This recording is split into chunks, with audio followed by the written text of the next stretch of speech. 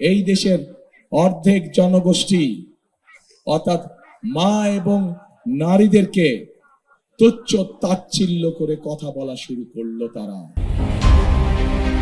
ত্রয়োদশ জাতীয় সংসদ নির্বাচনকে সামনে রেখে আজ খুলনায় এক বিশাল নির্বাচনী জনসভায় অংশ নিয়ে বিএনপির চেয়ারম্যান তারেক রহমান বলেছেন, একটি বিশেষ রাজনৈতিক দল এদেশের অর্ধেক জনসংখ্যা তথা নারীদের ঘরে আটকে রেখে দেশকে পিছিয়ে দিতে চায়।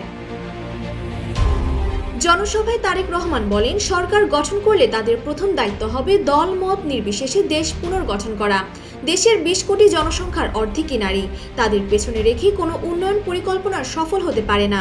নারী শিক্ষার প্রসারে বেগম খালেদা জিয়ার অবদানের কথা স্মরণ করে তিনি জানান, বিএনপি ক্ষমতায় গেলে নারী উন্নয়নকে সর্বোচ্চ অগ্রাধিকার দেবে। জামাতে আমির শফিকুর রহমানের সাম্প্রতিক কিছু মন্তব্যের প্রতি ইঙ্গিত করে তারেক রহমান বলেন, একজন নেতা পরিষ্কারভাবে বলেছেন তারা নারী নেতৃত্বে বিশ্বাস করেন না।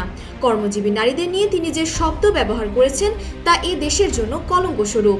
মহানবী সাল্লাল্লাহু আলাইহি ওয়াসাল্লামের স্ত্রী বিবি খাদিজা রাদিয়াল্লাহু নিজে একজন সফল ব্যবসায়ী ছিলেন, অথচ এই দলটি ধর্মকে ঢাল হিসেবে ব্যবহার করে নারীদের অপমান করছে।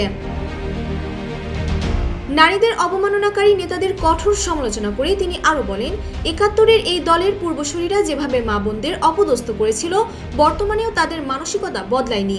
বিতর্কিত মন্তব্যের পর আইডি হ্যাক হওয়ার দাবিকে মিথ্যাচার হিসেবে অভিহিত করে তারেক রহমান বলেন, প্রযুক্তি বিশেষজ্ঞরা নিশ্চিত করেছেন এটি কোনো হ্যাকিং নয়। নির্বাচনের আগে এমন মিথ্যা তথ্য দিয়ে তারা জনগণকে বিভ্রান্ত করছে।